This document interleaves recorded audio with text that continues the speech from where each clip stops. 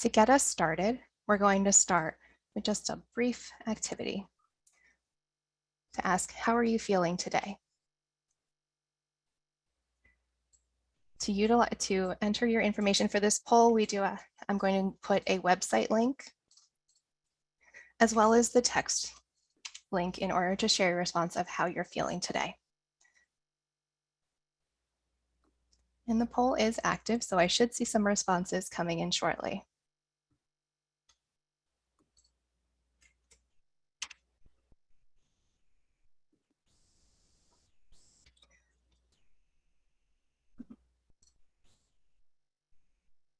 In addition to the web link, you should also be able to join by texting NYSCADV 859 to 22333.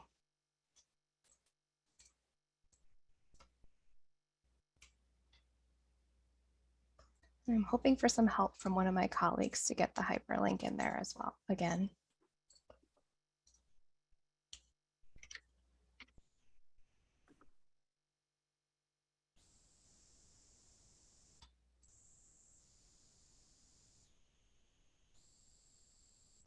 So we do have a few responses coming in. They're determined. Hopeful seems to be a big one. Tired. Yes, even though it's Monday, it certainly feels like sometimes a never-ending week because on Mondays tend to be tired. Very anxious, determined, overwhelmed, sleepy, excited, focused, blessed, eager, overwhelmed. We are feeling just about everything today in every way.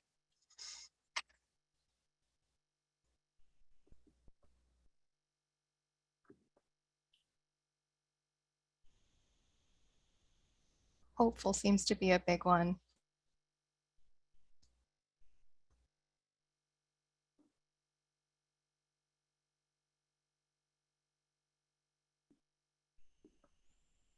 Oh, rejuvenated. I hope everybody was able to do something to get some energy back over the weekend.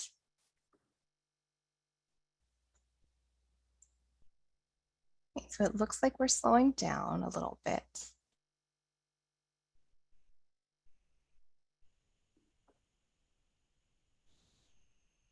So I'm going to, all right, I think we're getting slowed down a little bit, so I'm actually going to stop this in just a minute.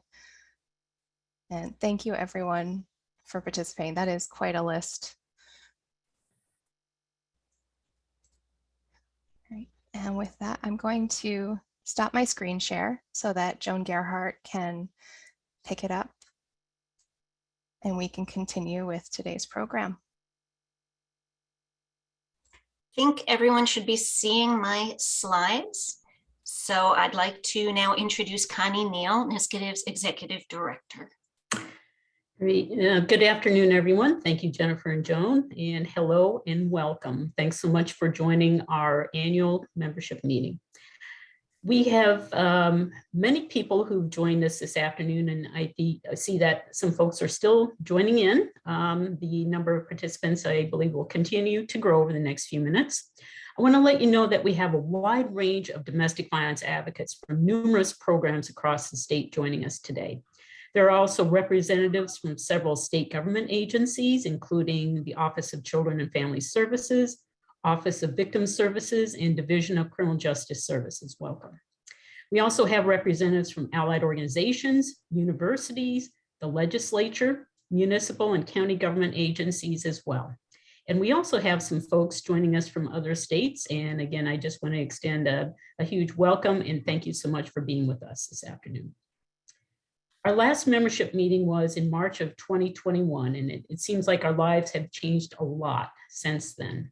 Who knew that the pandemic would continue in the way that it has? And we're now, unfortunately, at the 2-year mark with going through this shared experience that we all have been going through.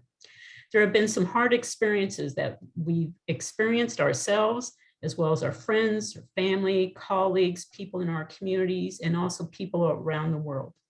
But over the past year, the work of domestic violence advocates never stopped. It has evolved, and in many ways, the challenges have led to opportunities for thinking about the future as well. We've gathered together this afternoon as advocates and allies and system partners and people who are interested in our work, and hopefully with many shared common goals and common purposes. There is a collective strength that comes from being part of a coalition. And together we can bring about change that we would not otherwise be able to do as individuals or separate organizations.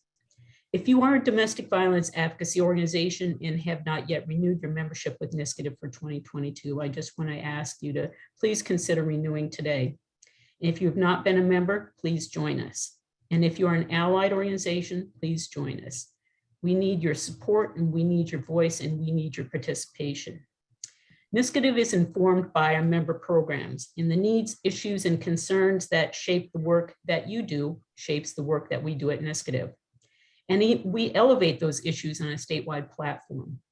So please be an active part of our coalition and help us amplify the strength and perseverance of advocates and advocacy services across New York. So for the rest of the meeting, here's the plan of what we're going to cover and focus on. Next up, we'll be hearing from our board of directors who will be conducting some board business. After that, we'll spend a few minutes with our coalition report, which staff will provide some highlights on major initiatives that are underway and also provide some announcements of upcoming activities. And then we'll have some time to hear from you about priorities for DV advocacy programs. And then we'll close out our time together. So now, without further ado, I would like to introduce Fran Bialy, the chair of the NYSCADV Board of Directors, to start us off with the board business section. Fran?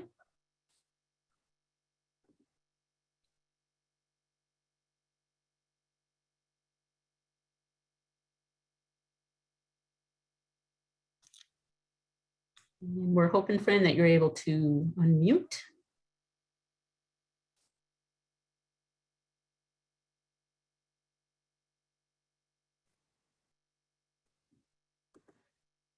Can you unmute me? Am I unmuted? You're good. We can hear you, Fran. Okay, Welcome. good. Okay, so thank you, everybody. I'm so glad to be able to be here yet again with our NYSCADV annual meeting.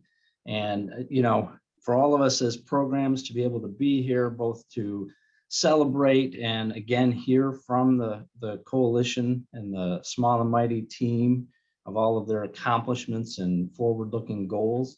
It's a very exciting time, of course. And as we've gone through the pandemic, I'd just sort of like to say thank you to Connie and her team for such great flexibility and continuing provision of support for all of us as programs. Certainly, you know, with all of us here, we're going to hear about the successes from the small and mighty team in coalition building, policy, training, and advocacy. And you know, if you're in the Southern Tier region and you get to hear me on those monthly and quarterly meetings, you'll know, pay your member dues, become a member, both as a program as an individual as well. So I'd like to, at this point, move us forward in the formal board meeting as a part of our annual meeting of members. And I'd like to open the board meeting at 1:12 p.m. And our first agenda item is to review and approve the annual meeting minutes from March of 2021. Joan, I don't know if you're going to share those on the screen or if folks have had an opportunity to review. And then, and I think what we'll do is we'll need a motion to approve. And if that can be done, I don't know, unmute or in the chat box even, if we can go ahead and do that. I see Ann put a note in the chat saying that it doesn't look like she can unmute. I'm here now. Thank you. Thank you, all right. And I'll make the motion to approve, Fran. Okay, and Tabitha did Tabitha has too. made I'll the second. motion. We'll say Kelly has made the second. And I'd ask everyone, all member programs, to initiate a yay or a nay or an abstain in the chat box. And I'm sure that we'll be able to move forward with the approval of the annual meeting minutes. Thank you. That chat box is just a rolling. We're so engaging. This is just a wonderful experience. Between that, the wordplay that we got to see on the screen with all the hope and did anybody note that Katanji Strong? I mean, that was just wonderful. Thank you so much. Okay, we're in a board meeting. I'd like to introduce our board members as we've served over the last year. I think for many folks, you may or may not be aware of some of the board work. We certainly have had a great focus on the foundational elements of supporting the organization.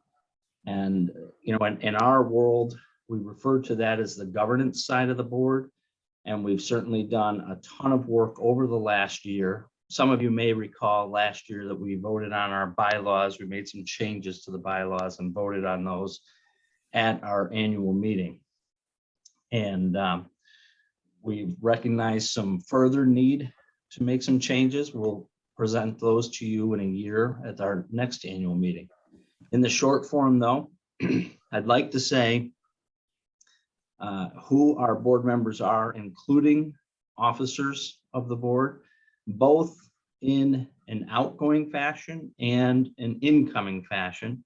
And part of what I want to say there is that over the last several years, we've developed enough strength in our board membership that we've incorporated it's a loosely planned succession process, but it's been a solid plan of succession.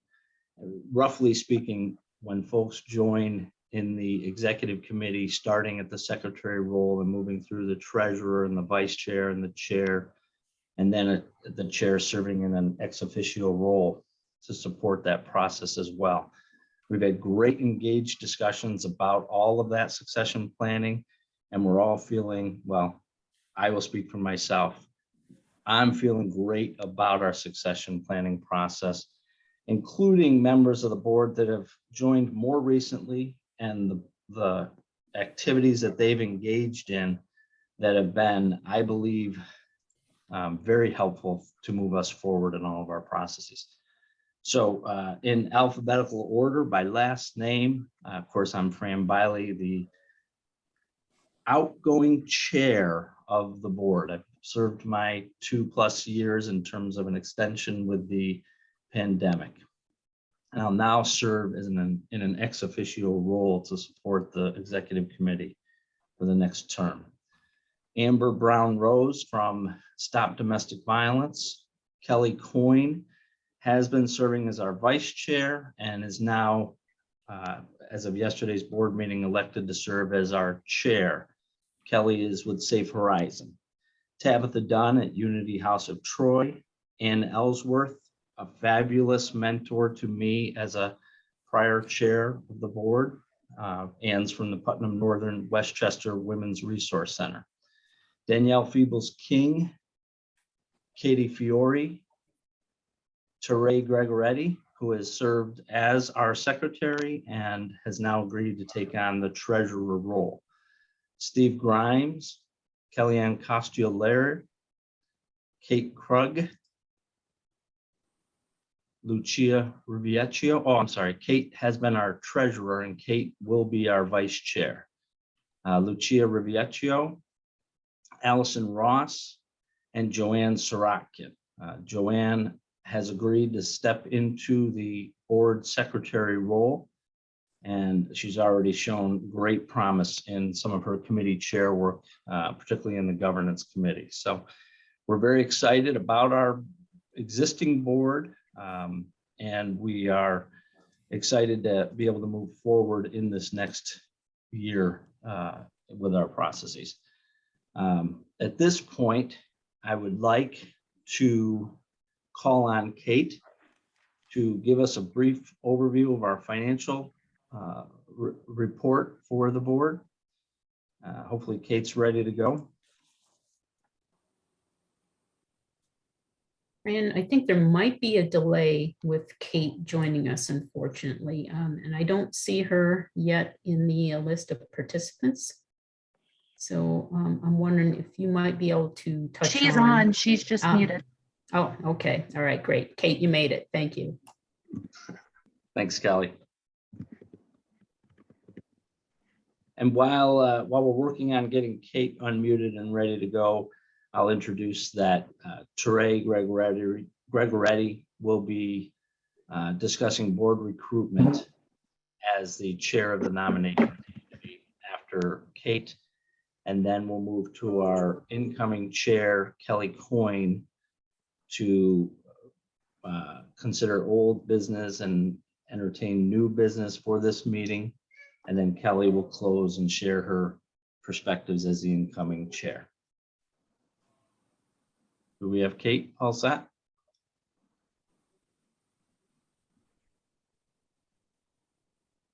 She's trying to get unmuted. She's like, Kate, this is Jennifer. Could you send me a chat message? Because I'm not seeing your name in the participants list. She's showing up under my name because I sent her my link. Okay.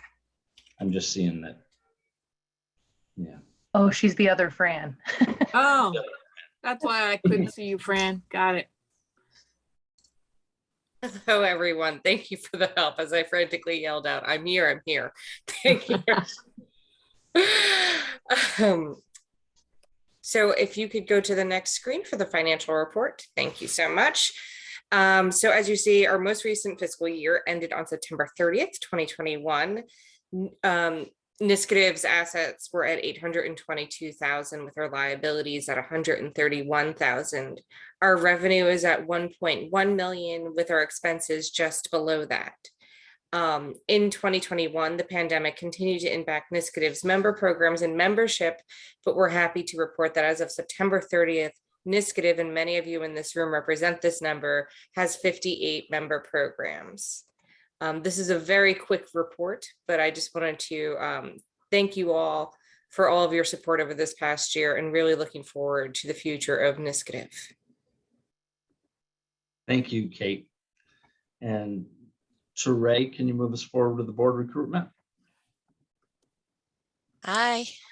Good afternoon, everybody. Happy spring. It is a pleasure to be here and speaking to all of you as the nominating committee chair.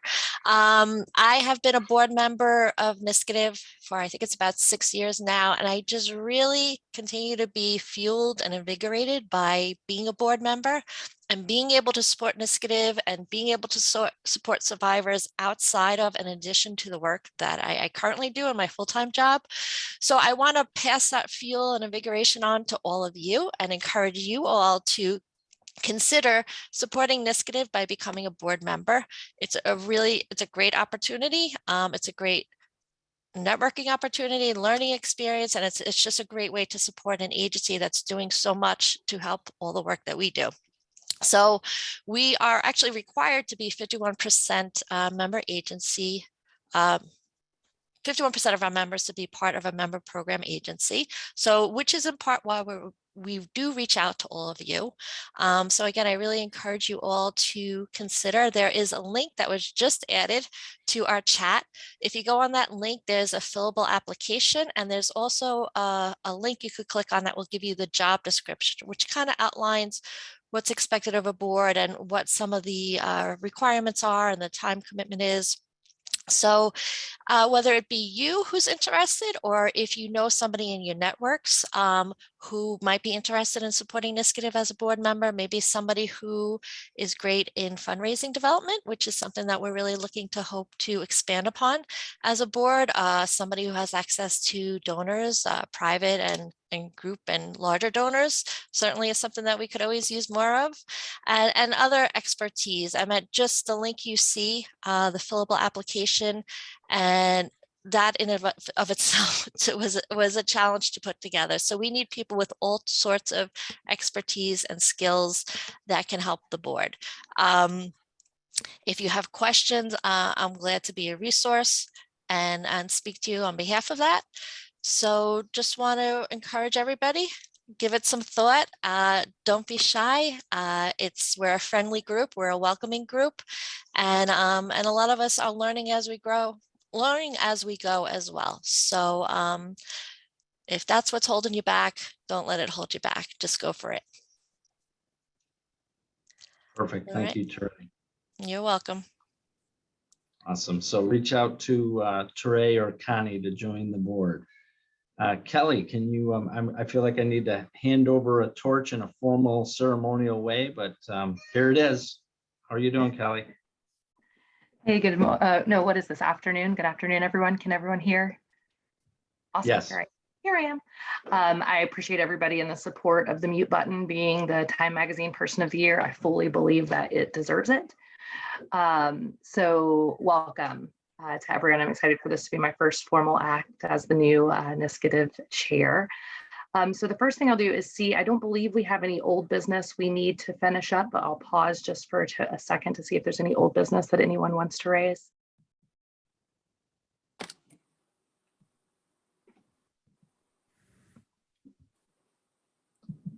Okay, any new business that folks want to raise at this point in the meeting?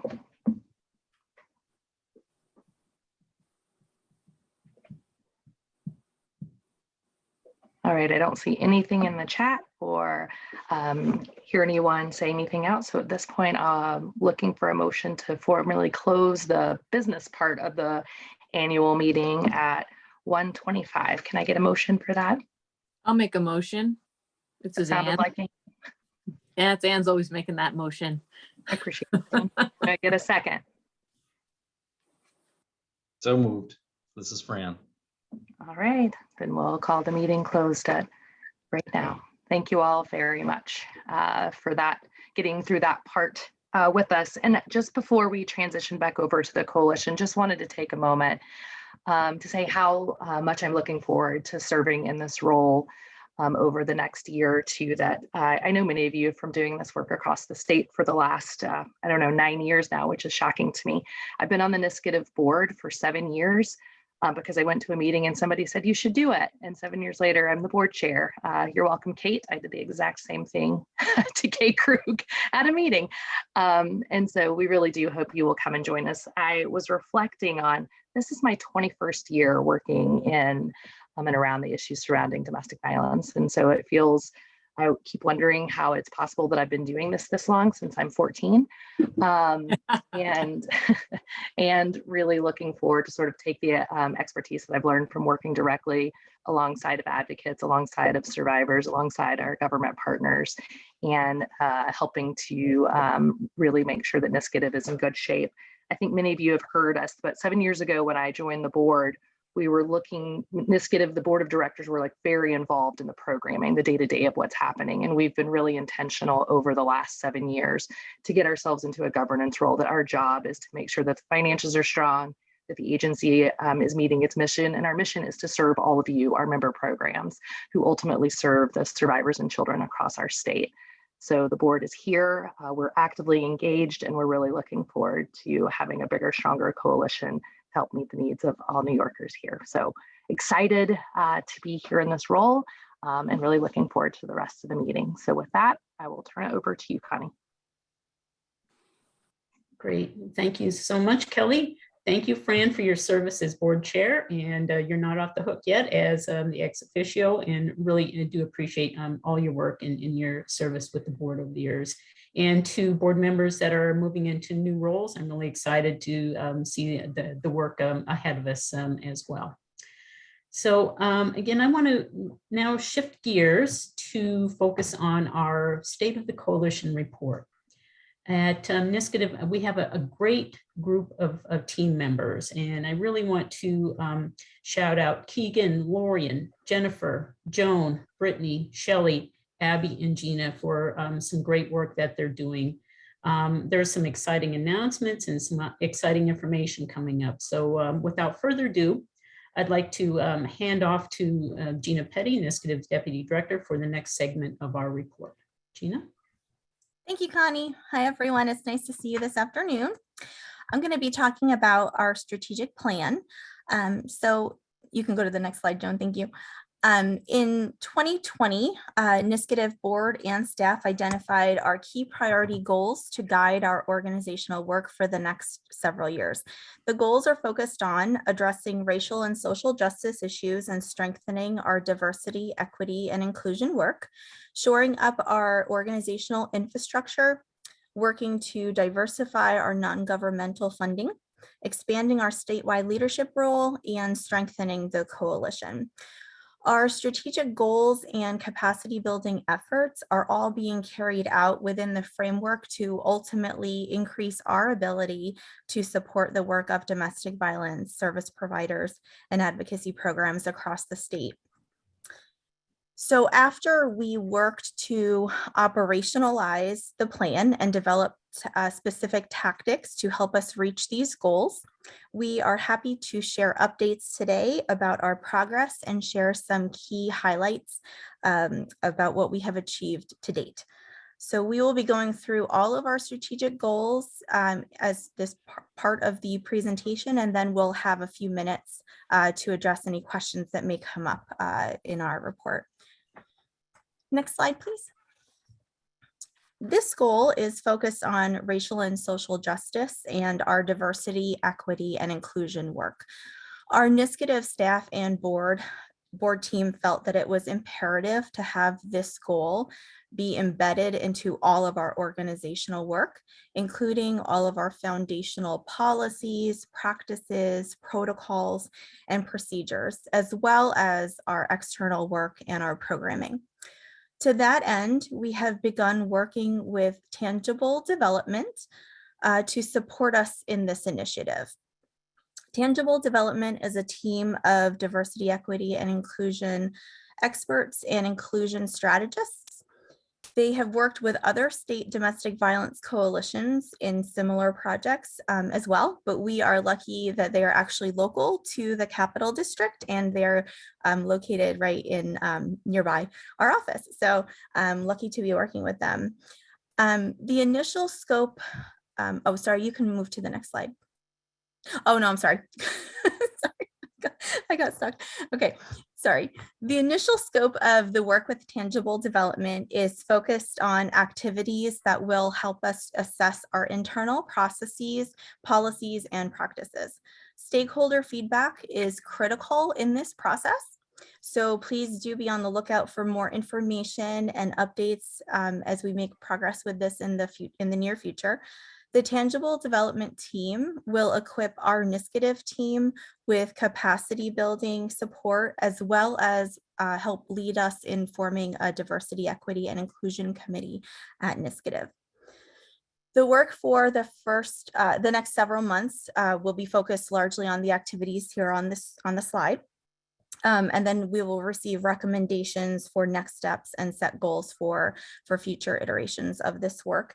We'll be sure to keep everyone posted on our efforts with this work, and it is our hope and our plan to take what we learned from the guidance and expertise of Tangible Development and help to utilize that in our own capacity to better support programs throughout the state with their own DEI work. So we are thrilled to have this work underway, and we'll be sure to keep you posted as we proceed with this project. Next slide, please. Our next goal is shoring up our infrastructure. It's an exciting time of growth here at NYSCADV, and we want to ensure that our infrastructure and our internal operations are set up to support and sustain our continued growth and success. A few highlights that we'd like to share. We have formalized a professional development program for staff to prioritize learning, growth, and capacity building to best support NYSCADV and our members. We have updated our server as well as different technology needs to ensure that equipment, technology, software, and training are all things that staff are equipped with to best be successful in their roles. We are telework ready, and we have utilized increased communications platforms and project management tools for coordination and communication. We have also adopted a statewide recruitment practice for filling employment vacancies so that we are able to bring on team members that are best suited for the positions, even if they don't live in the Albany area, if they can live throughout New York State. We have engaged with human resources experts to update our employee handbook for compliance and align with industry best practices. And we will also have tangible development review our policies and practices from an equity and inclusion lens and make recommendations for improvements and increased accessibility. Next slide, please. Another key priority is to diversify our non-governmental funding. We are incredibly grateful for the support that we receive through government grants and contracts. We are additionally interested in broadening our reach to include financial support from private foundations, corporate sponsors, and individual donors to allow us increased support and flexibility. This past year, we hosted several virtual events, including our annual pumpkin decorating contest during Domestic Violence Awareness Month. You can go to the next slide, please. Thank you. We also increased our support from corporate sponsors. We amplified our donor engagement strategies and offered a number of other creative and fun ways for folks to support and engage with us. We extend our thanks to the supporters listed here on the slide, as well as all of those who participated in our events and our fundraising efforts and made donations to NYSCADV throughout the year. On the horizon related to this strategic priority is the development of an online store. So we are certainly excited to roll that out in the coming months as well. So more to come on that piece. Next slide. Strengthening the coalition. Engagement with programs and allies, providing resources, support, training, and technical assistance are at the core of what we do here at NYSCADV.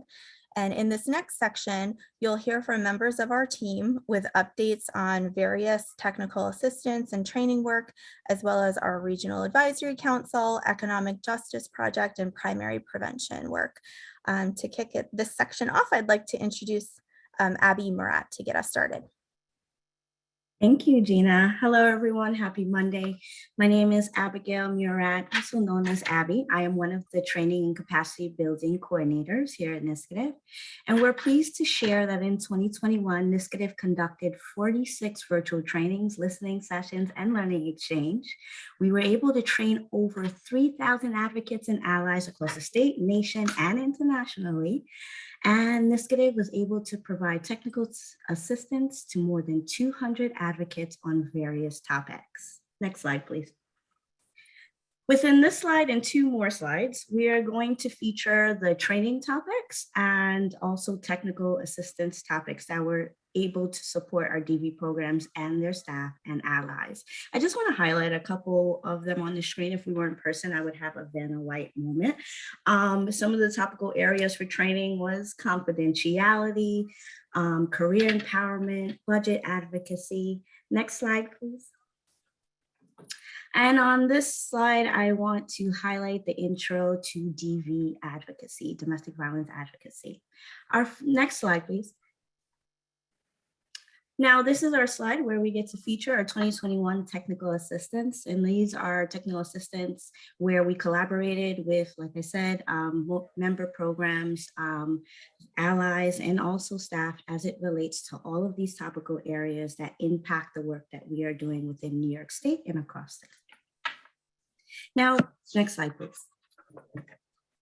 Before I pass it to Keegan, who will be sharing upcoming trainings, please allow me to highlight NYSCADV and OCFS's collaboration to offer technical assistance clinics, which is going to take place tomorrow from 2 to 3:30.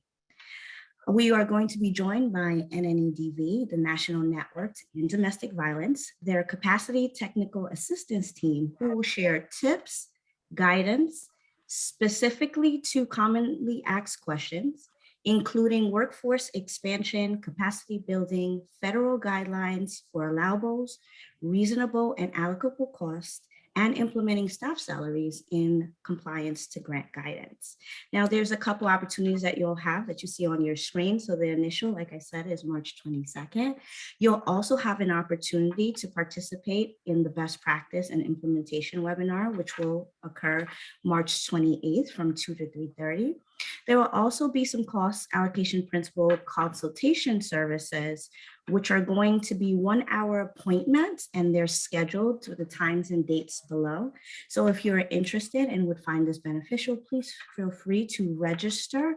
There is a link that's going to be provided in the chat box. And if you missed the link, no worries. There's also going to be that same information and flyer provided in the overall materials that will be hosted and provided in the Coalition Manager.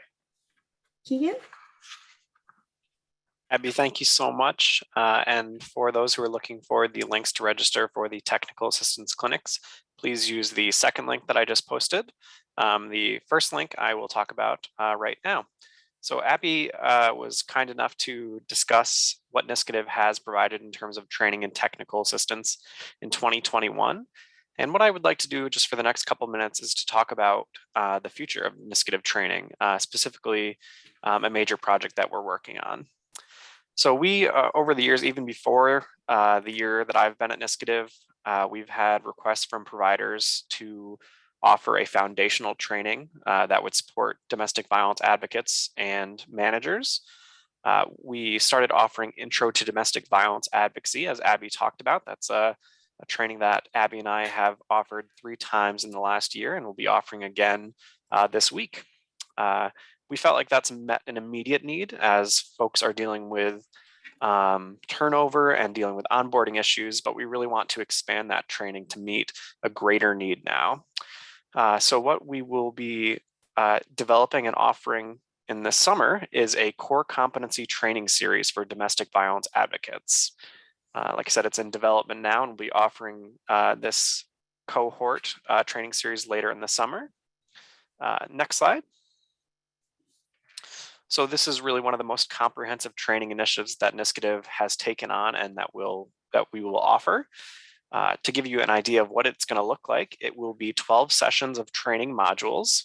Each module will be around 3 to 4 hours long, and there will overall be about 46 hours of content. We will first initially offer the series live on Zoom. So similar to how we've been offering trainings really since the pandemic started, live on Zoom. And then over the course of the next year, we'll be developing an e-learning platform to offer the core competency training series. Next slide. All right, so here's just a snapshot of some of the modules that we will offer in the core competency training series. It's going to cover everything really that an advocate needs to know in terms of completing their job.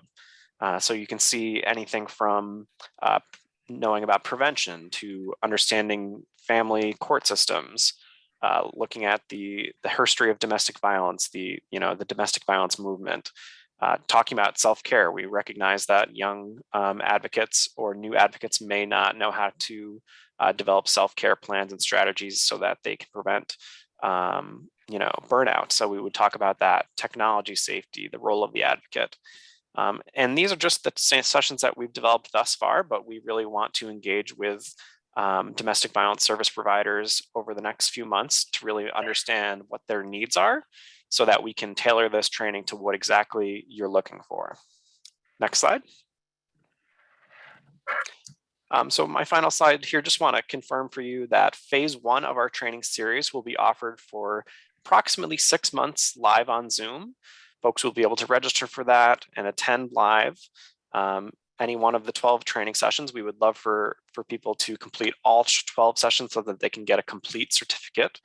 And then in phase 2, which will be developed over the next year, it will be an e-learning version of the training series. So there will be a mix of recorded sessions and discussion opportunities, different activities that you need to complete to do the training. So that will be the e-learning platform developed over the next year. So we are really excited to start offering that. We're going to share more information about that. We'll put a link in the chat just so that you can see the flyer for the training. And then, of course, at the end of this report out, if you have any questions, let us know. And you can always reach out to Abigail or I if you have further questions. So I will pass this back to Abby. Thank you, Keegan. Before I start to elevate our RAC work, I just want to let you know in true Zoom fashion, I was given a message that my capacity is very low, so I had to close everything. So if you would please put the link for the core competency training in the chat. Done. Thank you. All right, thank you, Joan, for advancing the slides. So like I mentioned, NYSCADV would like to elevate the work of the NYSCADV Regional Advisory Council, also known as the RAC. The RAC was established in 2018 and is comprised of DV advocates from our member programs. Within their elective terms, RAC representatives make significant contributions to statewide advocacy, policy development ideas and activities, and they also recommend webinars and training topics. The RAC also elevates issues and challenges that the DV programs are facing either within their region or statewide. We want to give a special thank you to our outgoing RAC representatives for their leadership with their regions, within their regions, partnership alongside NYSCADV, and their involvement in helping disseminate time-sensitive information during the ongoing public health crisis. Before I pass it on to Lorian, our Director of Prevention, please aid me in congratulating and welcoming our newly elected representatives whose names are displayed on your screen. Congratulations and welcome. Lorian.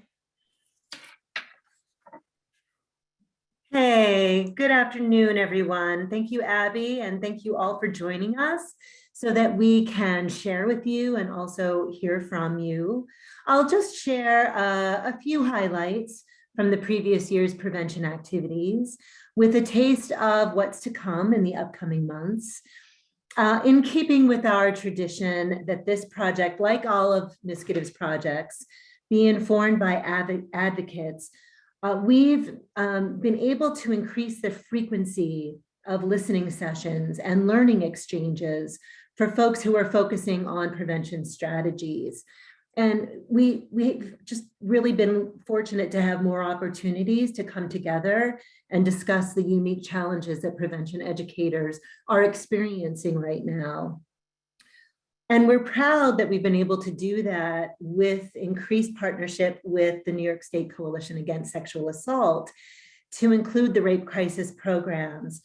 And so the rape crisis programs, the programs that are doing dual work with gender-based violence, both domestic violence and sexual assault, having everybody in the mix ensures that our activities at the state level through your coalitions are really in alignment. And so the concepts and the theories, the strategies that your coalitions are promoting are in sync. And we're really excited about that. So you, the programs, have really instructed us on the direction that we go in, and we hope that that's apparent to you. Also predating the strategic plan that Gina shared with you, and in keeping with our goals to increase diversity, equity, and inclusion, along with our commitment to focus on strategies that are accessible and inclusive, we've really been able to double down on our ongoing assessment of our prevention toolkit.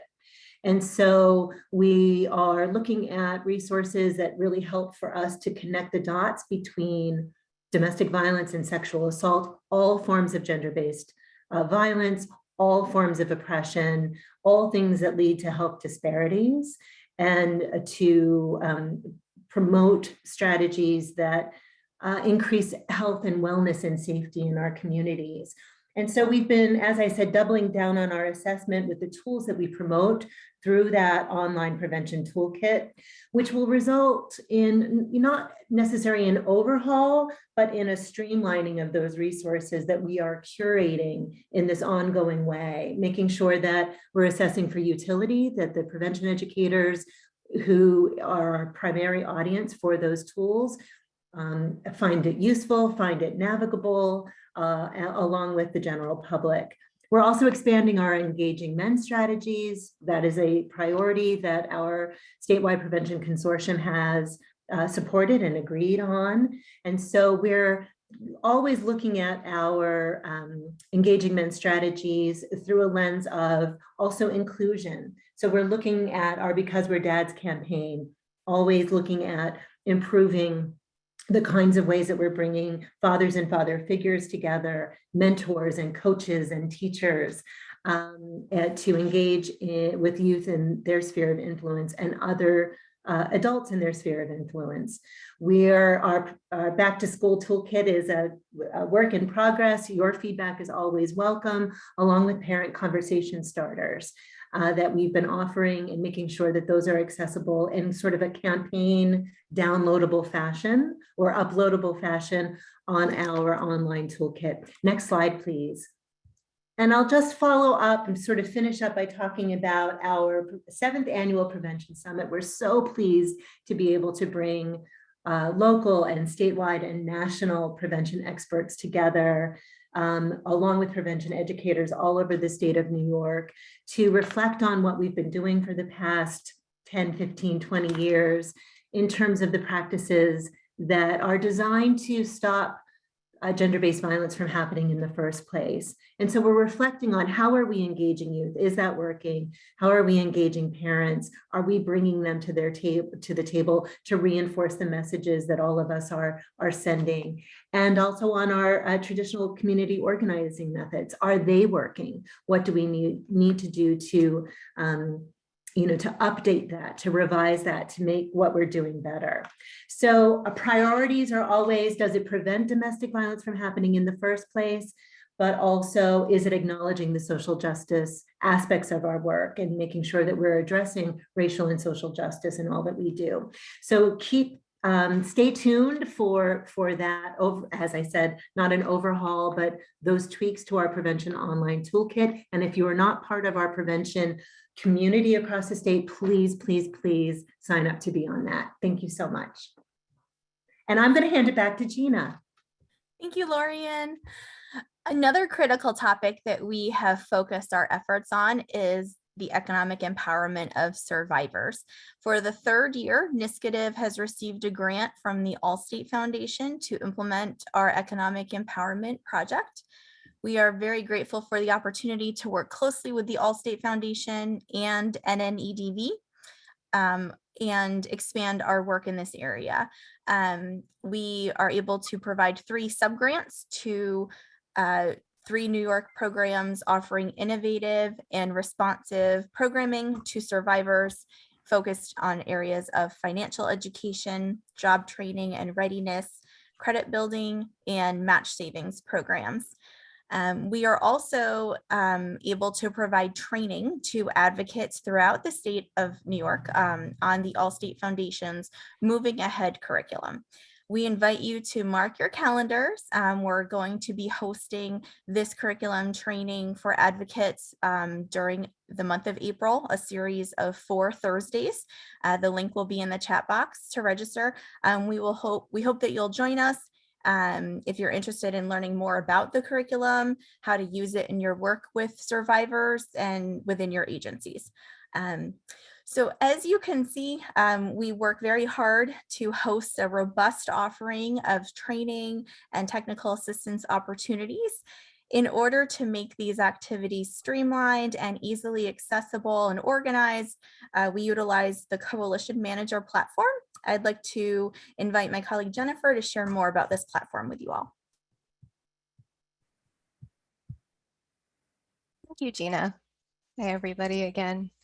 So NYSCADV began using the Coalition Manager platform back in the summer of 2020. At that time, it was focused mainly on improving our internal processes. Coalition Manager internally has allowed us to streamline some of our processes around timekeeping, onboarding materials, providing internal technical support, as well as making it easier to collect information for grant reporting purposes.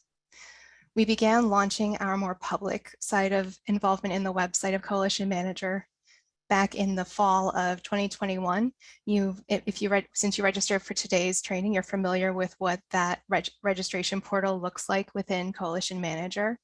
And in addition to the live registrations that you've been doing for all of these live programs, We're also easily able within the training module to build out virtual learning sessions. At the moment, it is mainly on-demand versions of previously recorded live events, but we also, as you saw as part of our planning for the core competencies training, will be integrating in more completely virtual e-learning courses and modules into our future training endeavors that we'll be able to offer through the Coalition Manager platform. It also allows us to keep registration open to the public if we'd like, or at some point it may be limiting registration for primary purpose domestic violence service providers or member organizations, depending on the training or the event and the information discussed. You're also now familiar with the Resource Manager module. You've seen the link that we've been sharing in the chat box for the materials for today, which is directing you to the Resource Manager link through that module, which, as you can see, is open to the public. But again, this is something that we have the ability to customize the audience of who can see what and when. And in addition to training materials, we also are able to include in this space, you'll find some best practice materials and some template materials and many more. So we do encourage you to take a look at what is publicly available, as well as for those of you who have logins at this point, to take a look at what we have for a more limited audience. You should also now be familiar with the custom forums module. It's where we host most of our post-event surveys. If you contributed to the salary survey that we did at the end of 2021, you utilized that platform to input your information.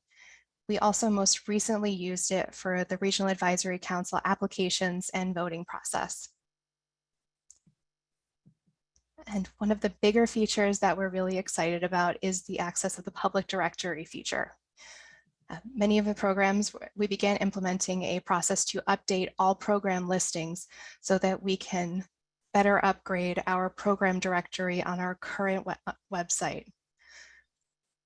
We gave program leadership access to Coalition Manager through their own account and logins to update their addresses, their phone numbers, their hotlines, whether it be an audio call, a text hotline, a chat hotline, as well as the ability to feature their program type, their services, and the languages in which they provided those services.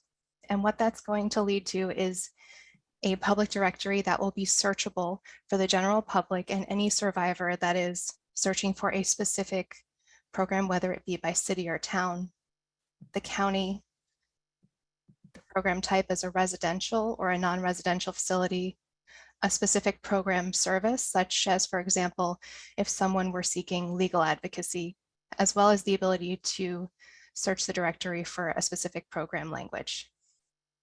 I know I'm going to be talking a little bit later about some of our exciting upgrades to the website, which includes this public directory feature. And with that, I'm going to hand things back over to Gina. Thanks, Jen. Our final strategic priority is focused on expanding our statewide leadership role. NYSCADV serves as the statewide information clearinghouse and strives to be a collective voice for advocates, focusing on coalition building activities. Additionally, we work continuously to engage with system partners and other key stakeholders on policy and advocacy issues. To elaborate on our work in this area, I'd like to introduce our policy team, and Brittany Galati will kick us off. Thanks, Dina. We're going to start the policy section with a quick update on two of our grant-focused initiatives. The first initiative is the DV Survivor Defendant Initiative.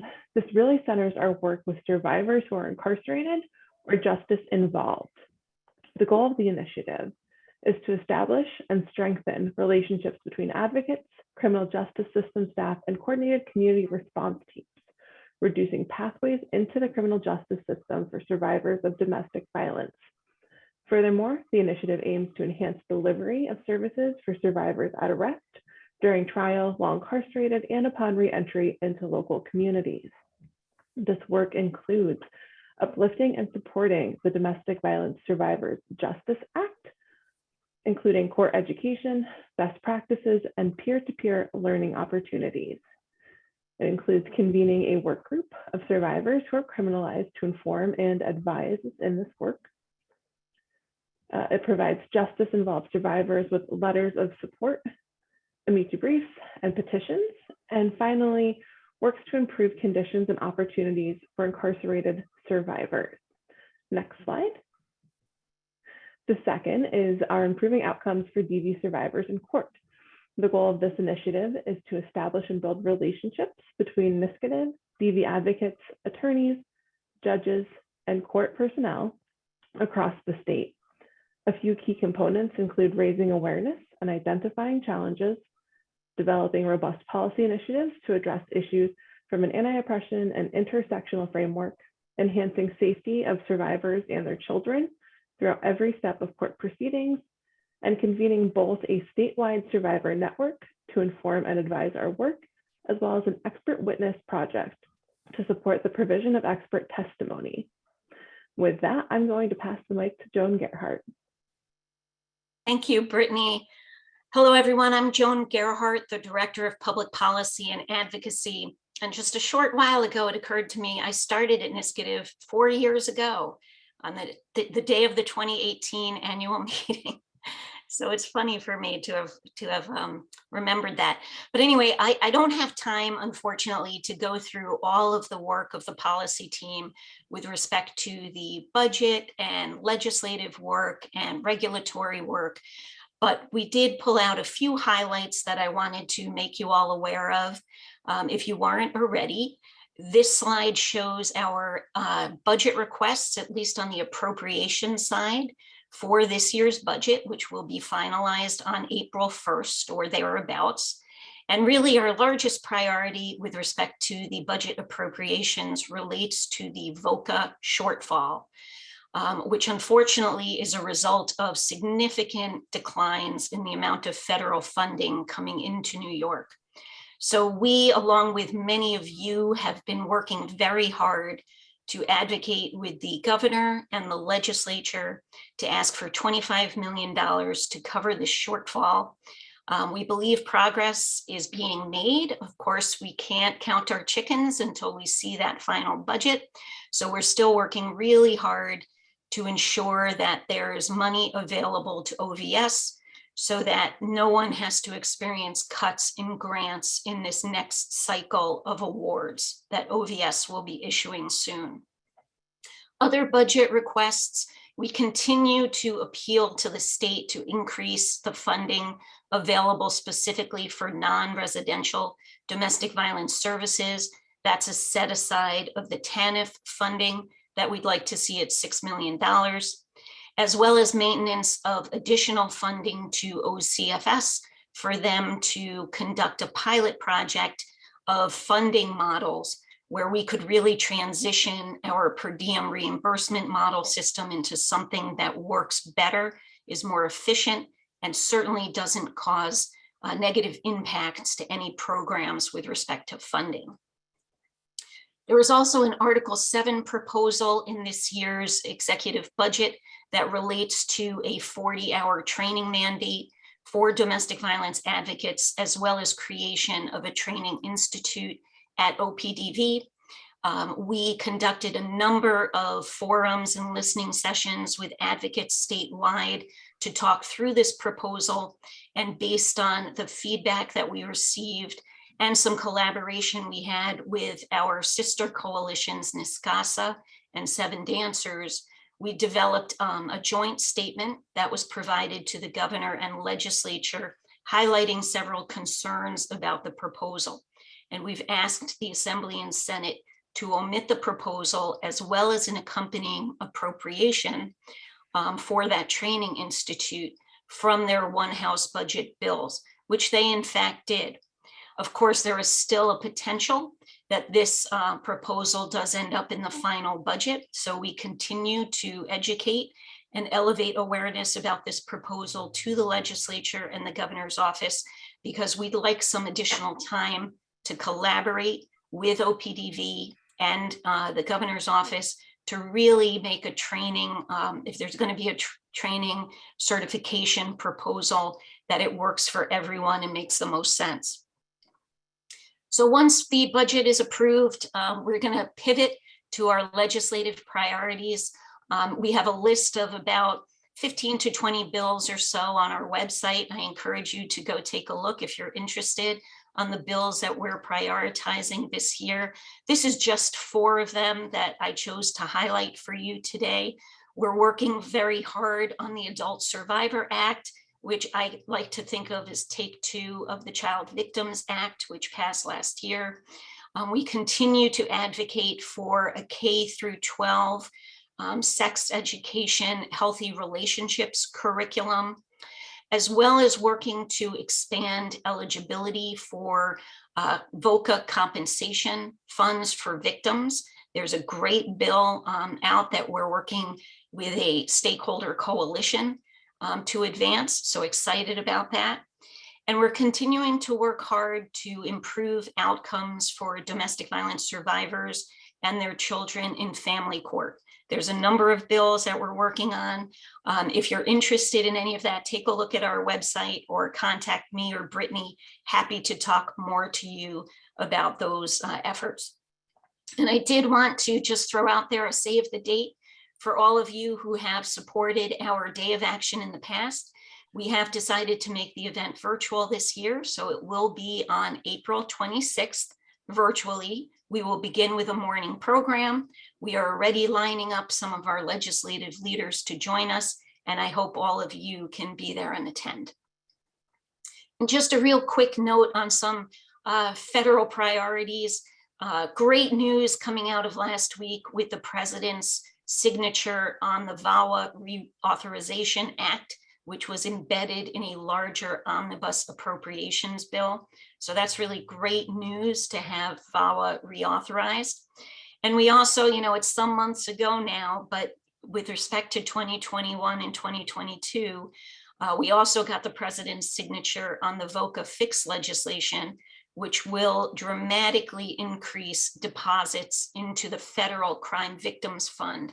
So we don't continue to have the situation with VOCA shortfalls that we're experiencing this year. So with those 2 things accomplished, we are now turning our sights on FIPSA reauthorization. That bill did pass the House in October of last year. So we're going to be urging the Senate to do the same. So with that, I'd like to turn it back to Gina. Thank you so much, Joan and Brittany. We just wanted to give a quick update on a statewide project that we are working on in collaboration with NYSCADV, the Salary and Benefits Survey. This was a statewide survey for domestic violence and sexual assault providers on salaries and benefits. And we wanted to just, again, reiterate our thanks to all those programs that participated. We recognize that it took a lot of time and effort to complete the survey. So we are grateful for all of the data that we received from the participants. We've been hard at work with synthesizing the data and are planning to have the report ready to share in the next month. We recognize that folks are anxious to receive the report and see the results. So we thank you for your patience in this process and just wanted to let you know to be on the lookout for that report to be released in mid to late April. So now I'd like to pass things along to Jen to talk a little bit more about our communications work. Thank you, Gina. Well, one of the biggest and most public platforms that we have that many folks find us at is our website. So in 2021, we began prioritizing looking for increasing the functions and design as well as accessibility for our website. We've been working with Firespring as a host as well as a consultant who does media marketing to begin not only improving the functionality for survivors and the general public who view our website, but also for the advocates and our allies who look at the myriad of toolkits and the resource hubs that we have, as well as our DV and disaster clearinghouse site.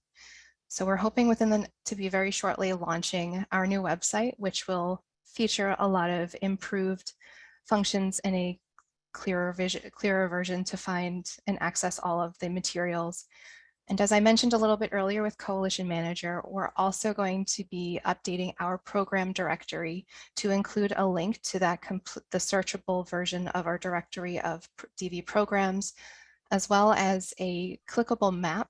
So if someone is able to identify the county in which they are residing or where they're seeking services, by simply clicking on the county in that map, they'll be able to view all of the programs that are primary purpose domestic violence service providers that are providing services to that county, the types of services that they offer, their public facing addresses, their hotline numbers, and any other phone numbers that that program has designated to be viewable on that page, as well as their website or any social media platforms.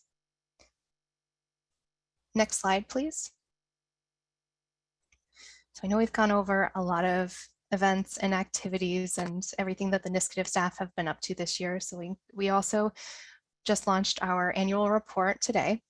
So for additional information on any of these items or activities in 2021, please view our annual report. It will be in that link within the resources list. It is also public on our website under our most recent blog post. Thank you, and I'm going to pass it back to Gina. Thanks so much. So we hope that you will enjoy reading the annual report and learning more about the information, much of which we shared today. These strategic priorities that we discussed today will continue to guide our work in the coming months and year ahead.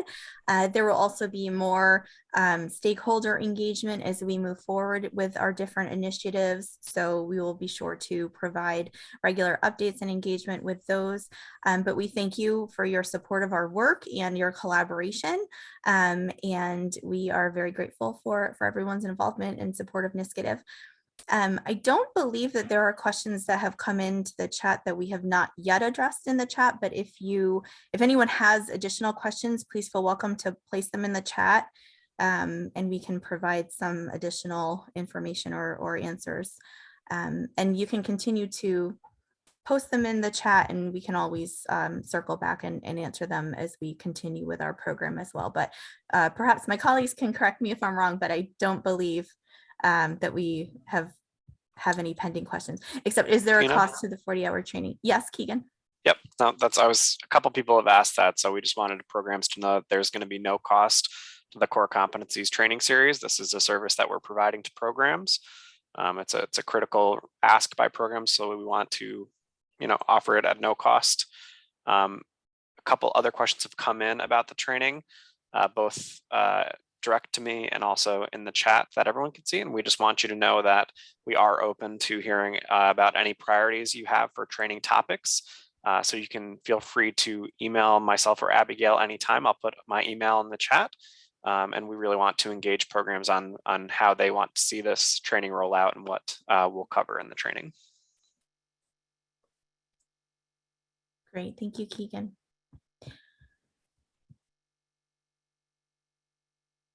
So I don't believe there's any additional questions at this time. Oh, let's see. So Joan or Brittany, do you want to respond to the question that just came in around the policy related question? Do you want to chime in? Sure. I welcome anyone's participation or legislation that you come across that you'd like us to take a look at. Brittany and I will each put our emails in the chat box, so please feel free to reach out to us at any time.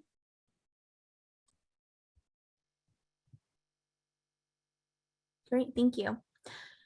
So feel welcome to continue to post questions as we're continuing the meeting, but I'm going to hand it over to Connie to kick off our final section. All right, thank you, Gina. Thank you, staff. We tried to do a really quick overview of all the activities that we have in the works. And again, please feel free to continue on with the questions and feedback and requests of us. Really appreciate hearing from you, kind of your thoughts and ideas and priorities for the work. So for the next section of the meeting, I think with our annual meetings, we want to do what we can to set aside a little bit of time to get some feedback and hear from you about priority issues. one of the priorities that we've certainly been hearing at NYSCADV is the priority that circles around sustainability and support for advocates and advocacy programs. This has been a hard time, a challenging time, a time of a lot of changes and transitions. But I think at the same time, there are a lot of opportunities that we can really look at the foundations and core and strength that so many advocates have in doing this work. And I think that the priority for NYSCADV too over the course of this year is to hear from you all. Like, what is it that we can really do to help support your work and your programs and your services for survivors?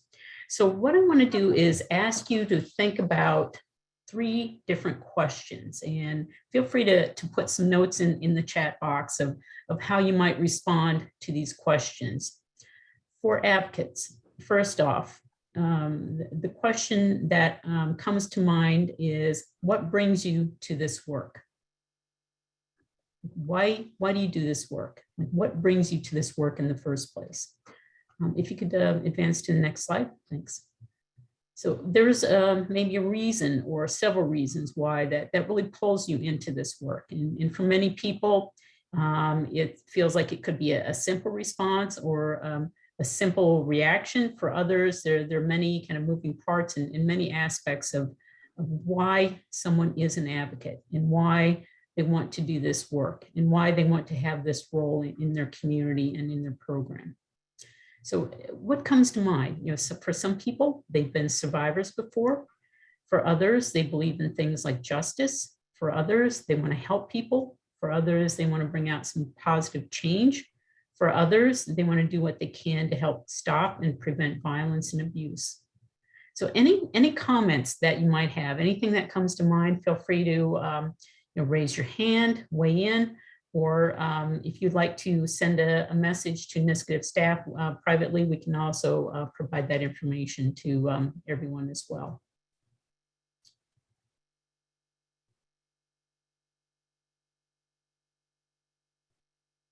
What brings you to do this work?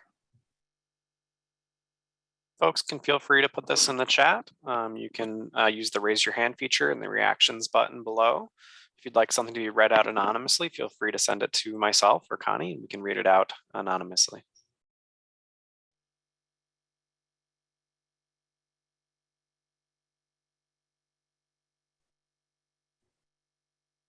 While you're thinking about that question, I'm going to now go to the second question, and that might bring up some thoughts for you.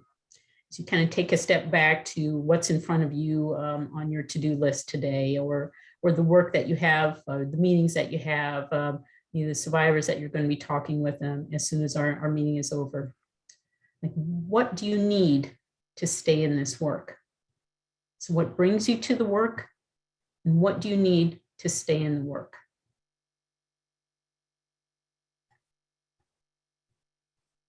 Looks like we have some messages coming in the chat. Can you go through those, Keegan? Yes. So I think in response to the first question, we have concern for justice, human rights, to help victims see that there are options when they feel like there are none. Possibly in response to the second question, good support through these situations can be the difference for life and death. A night at a shelter or an order of protection can save lives. Someone said there's just too much to share in the chat. There's so many factors, but this work chose me. I just gave into it and haven't looked back since. Possibly in regards to the second question, more support, better laws supporting survivors and families, more supportive, inclusive, and care spaces, feeling like you make a difference in people's lives. As someone else said, this work chose me. Sharing my story with others going through similar situations as a survivor, and to support survivors and their children. This is really, really great information and just very rich to hear from you all about your perspectives. So I want to move on to a third question. So if we think about what brings you to the work and what do you need to kind of keep doing the work, how more specifically can NYSCADV support you to keep doing this work? What is it that NYSCADV can do to help support you so that you have everything that you need to keep doing the work that you're doing. Got some more answers in the chat. One folks said that I think there are resources that DV survivors really need that are not provided in our current safety net. For example, dedicated affordable housing for DV survivors. In response to staying, small or large wins, and the skills and support to protect my mental health. Someone said that they were a victim of DV for 13 years. The only way I finally stayed out was when I had an advocate helping me. I wanted to turn my experience to something positive and let victims know that they are not alone and can start new lives. What do you need to stay? Good benefits and compensation, connection to network, movement statewide, ongoing learning opportunities, a sense of working together to create the social justice that I named in the first question. Needs, accountability of offenders, appropriate law enforcement response. Christine shared that she has a passion for social justice mission and that she needs less administrative barriers to resources needed. Housing, help from state agency partners to streamline contracting and reporting so we can spend more of our time on direct service and the advocacy that will ultimately help victims and survivors. Great. And now for this third question, anything else that comes to mind that NYSCADV can do to help support you and to help support you in keeping this work moving forward?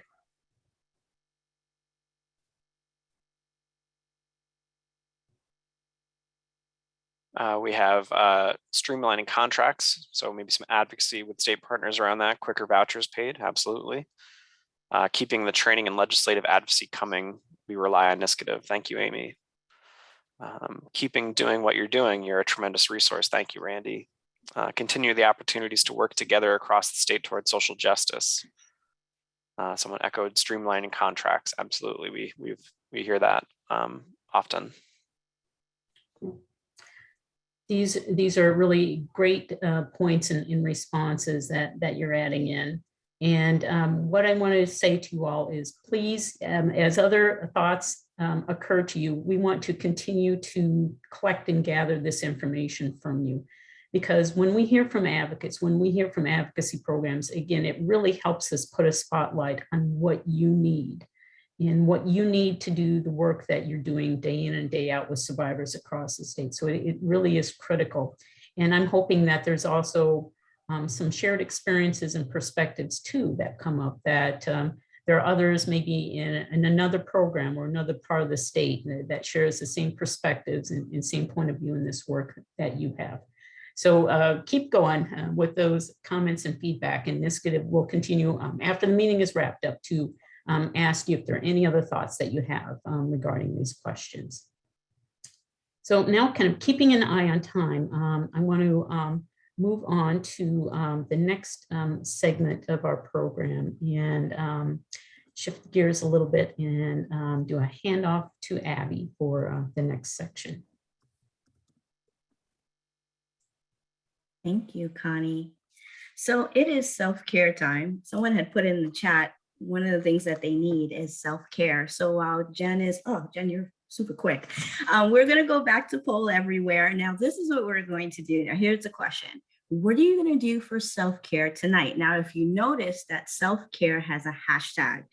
And so there's two reasons for that. One, because hashtags are fun. And also because of Poll Everywhere, you can't have more than one word that you put in or submit as your response. So for example, my self-care tonight is going to be hashtag baking cookies.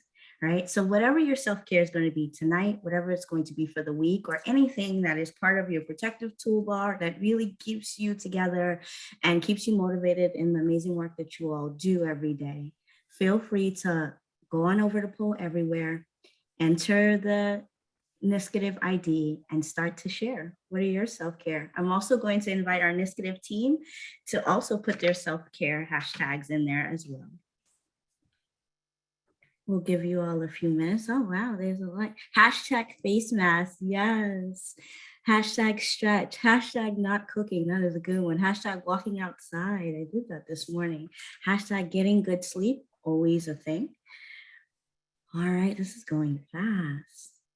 I saw having a family dinner, sketching, reading a novel, hashtag puppy time, hashtag walk. There's a lot of walking. Wow, you all prioritize health. That is great. All right, it's going, it's going. And by any chance, if you cannot use poll everywhere, feel free to use the chat. There's a couple going in the chat. Hashtag going to a birthday party. Oh, I wish I can go. Hashtag going outside, hashtag puppy time. What else do we have? Someone's going for a run. Someone's going to play bingo. Oh, this is so nice. Thank you everyone for participating. We're gonna give it 2 more minutes and we'll officially stop our hashtag party at 2:25. We thank everyone for participating and always remembering, as much as you all do so much, just please prioritize your self-care, prioritize yourself. And so that way you can show up as your best self as you do this magical work that you all do. Hashtag yoga, right? We're gonna give it 1 more minute. Lorianne said going for a walk, exclamation mark, yes. Dance party, kissing my baby. Oh, finishing Netflix series, that's super important. Hashtag pajamas and hashtag not working after hours. Yes, Christine, we're gonna hold you to that. Okay, walking, we have a lot of walking. Hashtag reading my new book, celebrate, happy birthday. All right. Seems like we've slowed down. Oh, you're welcome. Happy birthday, happy birthday. Well, I want to thank you all for participating in our hashtag party. I am going to turn it over back to Connie.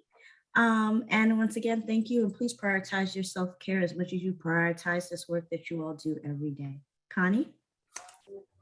Great. Thank you, Abby. Thank you, everyone, for all the great hashtags. And I think sometimes it feels like this is a part of how we go through our days that sometimes feels like it gets pushed to the side. But we want to make sure that you actually do those things that you mentioned in the hashtag. Take care of yourselves. We need you to take care of yourselves to be able to continue to do the incredible work that you're doing. You know, today is the 2nd day of spring, and for me, that's a sign of growth and new possibilities. So on behalf of the staff and the board of NYSCADV, I think that we are really determined to do all that we can to use the changing of the seasons and to think of spring as an opportunity to have lots of better days ahead for all of us and for survivors and for advocates and advocacy programs across the state. Advocates, please know that you are doing some incredible, incredible work. And feel free to reach out to NYSCADV staff if there's anything that we can do to support you. And for everyone else who has joined us today, really appreciate your interest in support of advocacy services and your interest in domestic violence work here in New York. It's really great that you were with us over the past hour and a half, and really means a lot to us that you joined in the meeting. So I think with that said, NYSCADV will continue to reach out to you for feedback and thoughts and ideas. Please be in touch with us. And again, if I can encourage you all to think about ways that you can become actively involved with our coalition. There is such a power and such a strength in numbers and really growing the network of advocates across the state and advocacy services across the state that we all become stronger for that. So with that said, I wish you all a great afternoon. Take care of yourself, and we'll see you again soon. Thanks so much.